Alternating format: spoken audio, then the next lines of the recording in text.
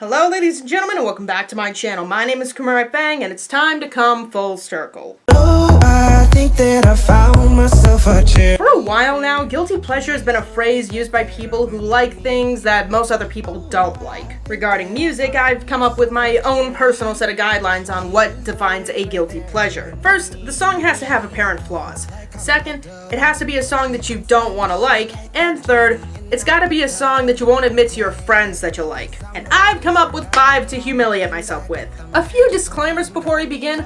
All of these songs are from the Billboard Year-End Hot 100 for 2015. You'll find a lot of them on people's year-end worst hit songs list, and there's no more exposition to read. Time to take your lumps, Gina.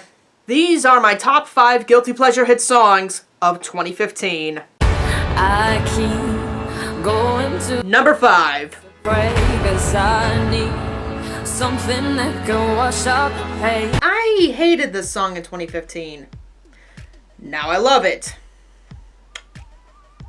I'm not sure why. I turn my chin music up, and I'm puffing my chest. I'm getting I really don't know. I mean, the production's decent, but I remember being so pissed off at the song's lyrics and at Nick Jonas himself. That hellish line in the chorus especially bugged the shit out of me. it's my right to be hellish. I still get jealous. It goes without saying that the song was poorly written and that Nick Jonas's falsetto hurts. But I still react positively to this thing. I love the music, and Nick Jonas is more tolerable than he used to be. It's all downhill from here, guys. I still get jealous. All my friends had you figured out. Yeah, that's all what's inside of you. Number 4. I did another you. But your evil was going through. Just the sight of this guy makes me nervous. I've never liked anything that he's made, especially after he became a big name. For the record, I'm talking about the producer. Nothing on that beat, yo. If your chick come close to me, she ain't going home when she supposed to be. Songs like this usually piss me off. You know, those awkwardly written songs about stealing a girl from her boyfriend. The fact that Janae Aiko is credited as your chick should definitely get on my nerves. But the thing is about this song is... The thing about this song is... Oh, who am I kidding? The song is fucking hilarious! The production's too laid back in order for me to take Omarion seriously, especially with how his voice sounds. And Chris Brown? Well, my reaction to his verse was the same as when I heard Run It for the first time in years. Got your girl in my section finna go up. A nigga smoking loud, I'm about to roll up. Oh, what a baby-faced loser! This is adorable! Also, Janae Aiko is legitimately entertaining on this. Funny in her own right, and clearly just riding along with the song, and that's fine. I don't buy anything in this, and for me, it's better to take the laughs as they come. I'll make them do it. Cause I need something that can wash out. Number 3! And I'm slipping all these demons away. Here's another guy I hate. I hate his staying power, I hate that I can't boil any more hatred for him, and I hate that he knows how to make a good hook. It's going down for real. Let's go, ladies. The only saxophone song I like from 2015.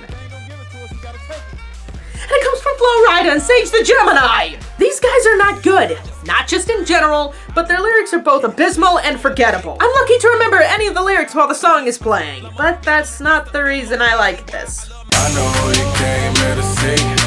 If you a freak, then you come on with me. A Hook by Sage the Gemini. And it makes the drop tolerable. How are you guys still watching this video? It's going down for real. Oh, you never told me true love was gone. Number 2! True pain I don't deserve. Truth is that I never learned. Talk to me, baby. This is one of the most polarizing hits of 2016. Half the time you saw this on people's worst hit songs list, but there are people who legitimately like it, myself included. This song had a clear path to the Hot 100 for 2 reasons. 1, Nick Jonas, and 2, the other song that compares clit licking to something sweet. And this one is nowhere near as polarizing. Sugar.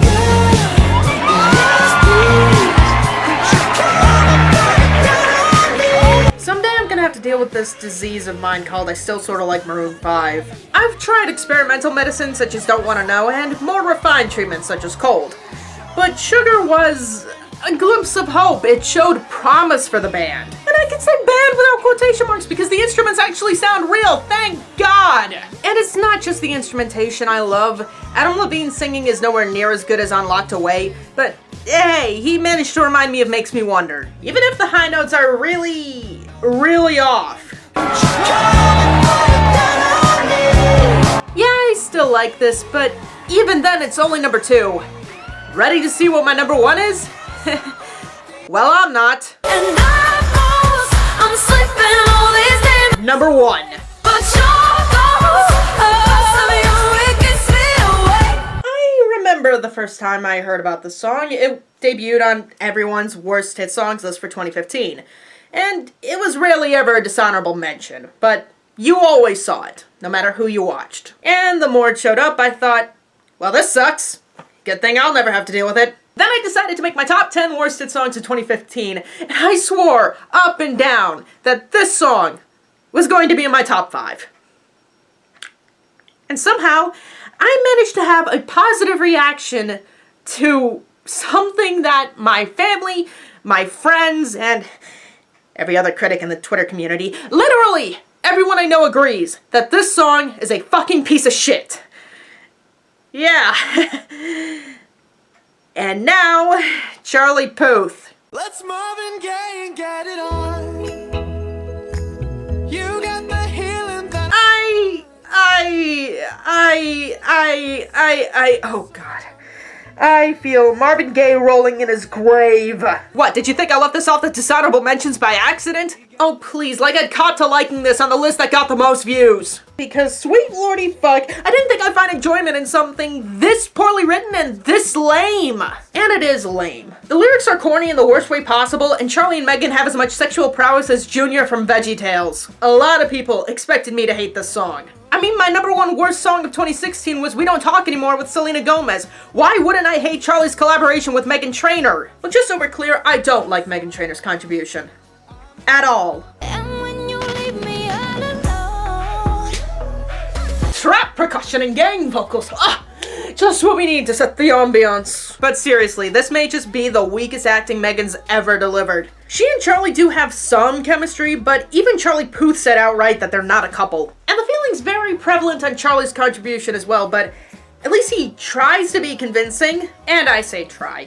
He's not convincing, but I can't muster up any hatred for the guy. Because if there's one thing that Charlie is good at, it's at being a lame little wimp. And Marvin Gaye shows off that little nerd to a great extreme. But when he's making a sincere effort, he can be tolerable. Besides, the piano melody's actually kind of nice, and if I had to pick this hit song where Charlie sounded his best, it would be here. Don't get me wrong, it's a clusterfuck of a song, and it's still my number 11 for 2015, much like Treat You Better is now my number 11 for 2016. Both songs have this weird sense of charm to them, yet nowhere near enough that I could even call them good. Well, I never said my taste in music was perfect. Let's Marvin Gaye, give it all. And so ends our journey through 2015. But we're hardly done. Hey guys, what's up? It's Kumerai Fang here, and this is kind of awkward. So what happened was, you see, my best list and my guilty pleasure list were supposed to be out before my ranked video, so that's what you were just about to hear about, and it doesn't match with what's going on, clearly. As I'm sure you've noticed with these video projects, they're not easy to carry out in a very manageable fashion. It actually threw off a lot of my consistency, like, for everything. So I'm taking a very long break from these kind of videos. Translation, song reviews will be coming back, as well as a few other surprises, so that way I don't have to keep relying on lists when there's nothing going on with the charts. Also, I wanted to remind you guys about a couple things. First and foremost, there's going to be a Q&A video coming up once we hit 2,000 subscribers. Anyways, I'm going to leave the video link up for where that initial info session came from, and if you want to ask me anything at all, be sure to follow the instructions on that video. Also, I have a Patreon account now, so if you guys want to support me a bit more directly, there's going to be a link down in the description for it, as well as at the end of the video. The minimum amount you have to donate is $1, and if you do that, you get access to my videos one day early, and your name appears at the end of the video. And now that the shameless advertising is out of the way, thank you you guys so much for watching, and as always, I hope to see you next time. See ya!